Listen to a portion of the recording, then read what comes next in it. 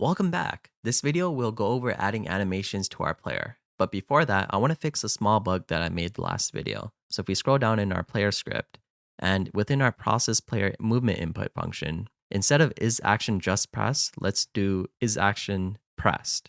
So that way we can hold down our movement keys and the player can continue moving instead of just constantly pressing it over and over again. All right, great. That should be good. Now let's start creating animations for our player. So let's start off by creating an animation player within our player scene. So let's go to our player scene and then let's add an animation player node. All right, so we want to animate the idle animation and also the walk animation to start with. So let's go to animation and then click new, and we'll call this idle down. Now we want to animate the frame property under the sprite node. So if you go to sprite and under the animation tab, there's a frame field. So let's set this to 4. And that's the frame where the player is in their idle. Oh, so I have idle down. So let's actually go to frame 1. So idle down is in frame 1. And we press this key button right here and then click create. So we create a new track for the property frame. And now we have the animation set to that frame. So since it's one frame only, there's not much of a reason to use the animation player for idle, but later on we can add more frames to animate breathing. And let's set this to be looping as well. Now let's go ahead and do the rest of the idle positions. So we can just duplicate the current one we have and rename it. And instead of idle down, we can do idle up. Then go back to the sprite node and then change this to the idle up frame. Key it again. And now we finish the idle up animation. And let's duplicate it again, rename, and let's do idle right this time.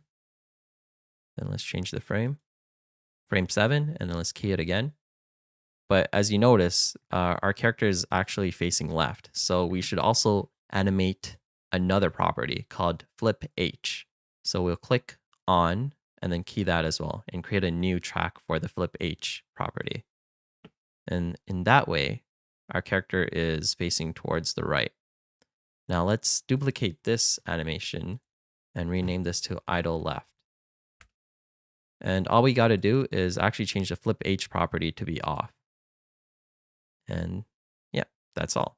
Now let's add our walk animations.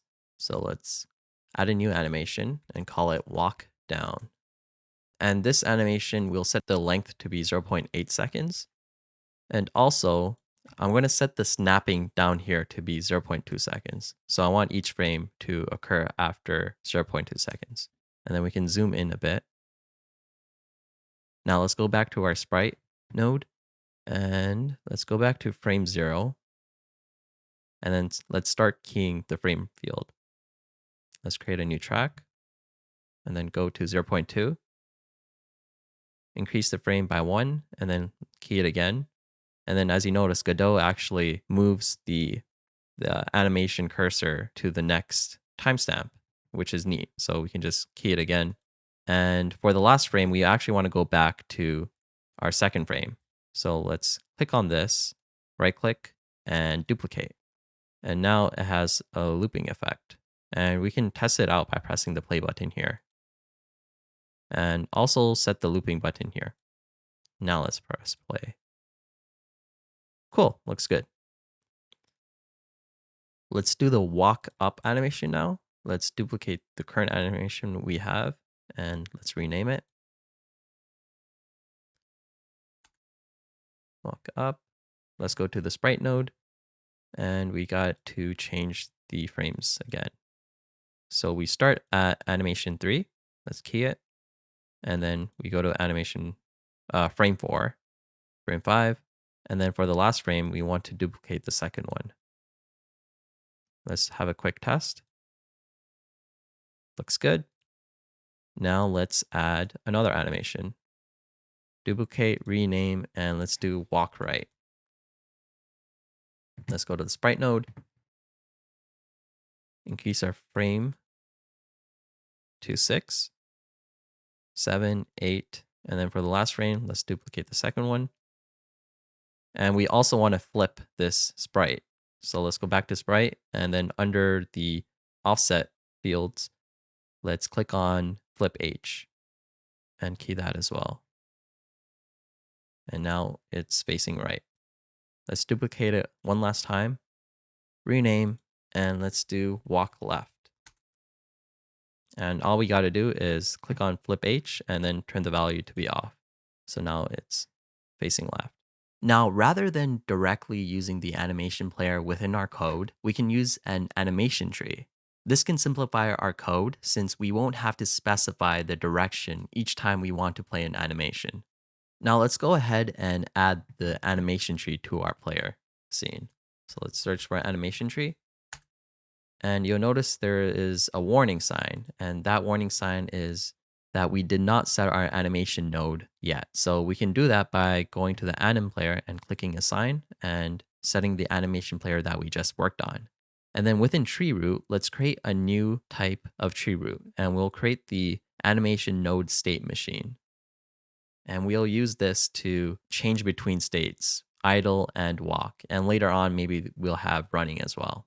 And if you notice, there's an animation tree window that appears at the bottom of the screen. And there's text in red that says animation tree is inactive. So let's go ahead and click the active field and set it to be on. And now let's create our idle state. So right click and create a blend space 2D. And let's rename this to be idle. And if we click on the idle box, we can also set this to be toggle autoplay. So this is the animation state that we'll play on start. And let's click on the pencil icon. And here we have to set our individual animations that we created in AnimationPlayer. First, let's set the blend type to be discrete. So it's the little dots. And that's because we're working with frames. So individual pictures rather than bones or any of that sort. And then let's click on this icon here where it says create points. So now we want to assign our animations to specific points. And on the left-hand side, we want to assign the idle left animation. And on the right-hand side, we want to assign the idle right animation. And at the top, we'll do idle down. And at the bottom, idle up. And let's make sure that the points lie on -1 or 1. So let's click on the clicker right here, and then let's click on this point, and you'll notice it's actually 0.9. So let's set this to be -1. And I think the rest look fine as well. And we're done with the idle state. So let's go back to root here, and let's create a new state for our walk animations. Rename this to walk. And let's click on the pencil icon, and we do exactly the same thing we did with the idle state. We'll set the blend to be discrete, and let's create some points for the walk animations. Walk left, walk right, walk down, and walk up. Great.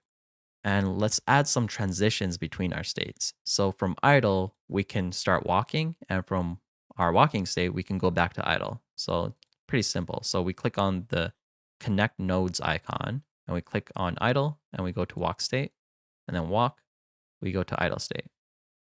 So if our animations get more complicated where we have run, we have jump, then these transition nodes would make more sense. But for now, we're done with the animation tree, and let's go back to our player script.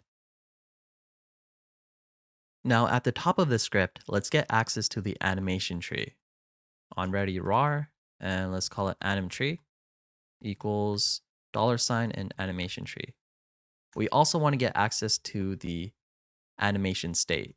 So let's call it anim state. And this is within the anim tree. So animtree.get. And we have to give in a string for the property. So if we go to animation tree and open up parameters and hover over playback, it'll give us the property name, parameters/payback. So let's type that in here. So now let's scroll down and figure out where we should play idle and walk. In our second case here, when input direction is not equal to 0 and we call move, I think this is a good place to call our walk state. So we do anim underscore state dot travel, and the state is called walk. And then in our else case, we can call the same thing, but with idle. But this isn't it. We also have to set the direction. So remember our blend space 2D, we have to set which spot in that graph, and we can use the direction to do that. So within process player input, we can go under our if case here and set the direction. So AnimationTree.get, and we need to figure out the property for that blend space 2D. So let's go to AnimationTree, and then under parameters and under idle, we want to set the blend position. So if we hover over it, it'll say parameters idle blend position. So that's what we want to adjust. Parameters idle blend position. Let me make sure that I got it correct. Yeah, looks good. And we now want to set a value. So it's an X and Y. So this actually is the same type as our input direction, which is a vector 2. So we can put input direction here. And let's do the same thing for our walk state. Oh, wait, actually, it's not get, it's set. We're setting the value, not getting. So let's make that change. And then also we can play our idle state here as well when the direction is 0. So we'll just do anim state.travel idle. And that should be all. So let's try playing this. And our player looks like he's moving. Cool. So in Pokemon, we're actually able to turn without moving. Right now, if we press a direction one time, we'll move automatically. But if we want to turn, we want to stay in the same spot. So let's do a turning animation and the ability for the player to stay in the same spot without moving. To do the turning in one spot, let's first add the turning animations. So let's go to AnimationPlayer and let's add a new animation. And we'll call this turn down. And this is going to be a fairly short animation. So we'll set the length to be 0.1 second. And we'll set the snap to be 0.05 seconds. So we're going to have 2 frames in it. And let's go to the sprite node. And then let's find. So if you notice, the frame is actually changing by itself. And that's because we have AnimationTree enabled. So let's disable that. And then rather than setting it in the editor, let's actually set it in our script. So we can leave it off while we're editing the frames. So we can do that by doing AnimationTree in our ready function and accessing the active property and setting it to true. Now let's go back to our animation player and let's animate the sprite. So turn down would be starting at 0, frame 0. Let's key that, create a new track, go to the next timestamp, and we'll do the first frame. So it's just a quick turn animation when they're turning down. Let's duplicate this, rename, and let's do turn up. And it'll be frame 3 and frame 4. Duplicate, rename, and let's do turn right. You can change the value up here to 6, and this one would be 7. And since it's right, we should also animate the flip H property.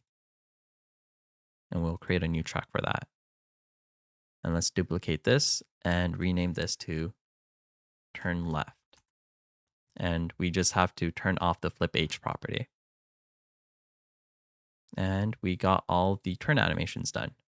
So let's go back to the player script. To incorporate turning in our code, let's use states. So let's first create an enum to define our player states. So enum, and then we'll call this player state. Curly braces, and we can define our states here. So our first state can be idle, our next state can be turning, and our last one can be walking. And let's also create an enum for facing direction. So which direction our player is facing. Left, right, up, and down. Now let's create corresponding variables to store the state and the facing direction. So player state, and we can default this to be player state dot idle, and also facing direction. And we'll default this to be facing direction dot down. If we scroll down to our physics process function, we can add another if condition if player state is turning. And in this case, let's just skip everything else and just return. So do nothing for now. And we'll adjust the second if case to be else if. Now let's go to process player movement input function. So here we can decide if we need to turn or not. And that would be when we have an input direction. So let's go under here. But before that, let's actually set the AnimationTree for turn. So we have to add this state to AnimationTree. Actually, let's just do that right now. So we go to AnimationTree, right click.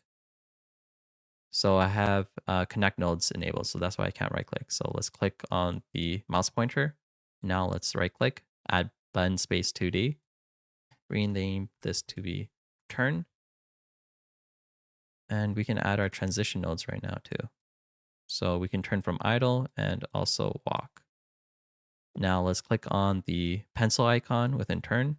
Let's set our blend to be discrete and let's add some points. So turn left, turn right, turn down, and the last one, turn up. Make sure this guy is on -1.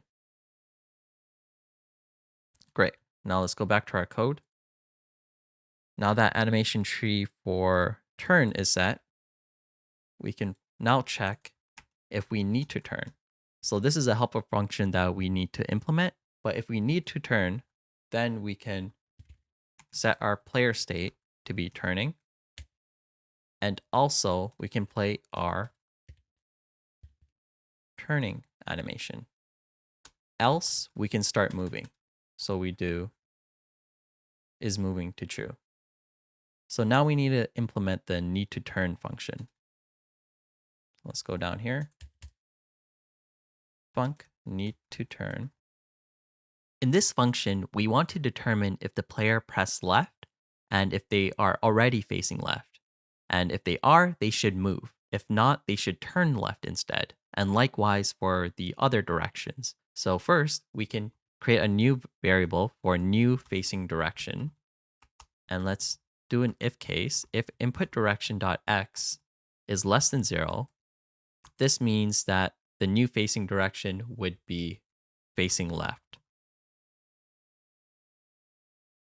And let's do this for the rest of the directions as well.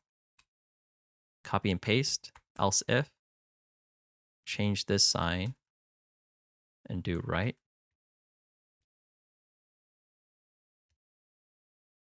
So for the third case, it'll be .y,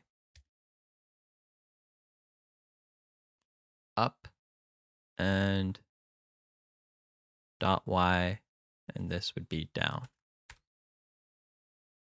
Okay, now that we got our new facing direction, we have to compare our current facing direction. And if it's not the same, then we turn. So we do facing direction, new facing direction. So we're updating the variable and then we return true. Else, we still update the variable and we return false. And in that way, we can return whether we need to turn or not. So there's one problem here. We never exit the turning state. We need a signal to tell when the turning state is done. And an easy way to do this is actually signal whenever the animation is done, and we set back the turning state to idle. So let's go to our turn left animation, and at the end, we want to call a method that sets the state back to idle. So let's create that method in our player script. So func finished turning. And all we have to do here is player state is equal to player state dot idle. And then here we just do add track, call method track, and then we want to call a method on the player. Right click here, click insert key, and let's find finish turning. So right when this animation finishes, it'll call this function, finish turning, and that sets the player state to be idle. So let's do this for the rest of the turn animations. Right click, insert key, and then finish turning. Let's go to turn right, add track, call method track for our player, insert key, and finish turning, and then turn up and add the finish turning. Great. So now when the animation is done, the player will go back to idle state, and then they can get out of this if branch and go to the second or third branch, and they can start moving. So let's try playing this. So I'm staying still right now, and if I press the right key once, I move to the right, but I don't actually move. Now if I press right again, I move. And if I want to turn left, I just press left, turn up, turn down, turn right, left, up, down. Great. So now it's much more like Pokemon. Thanks for watching and take care. I'll catch you in the next video.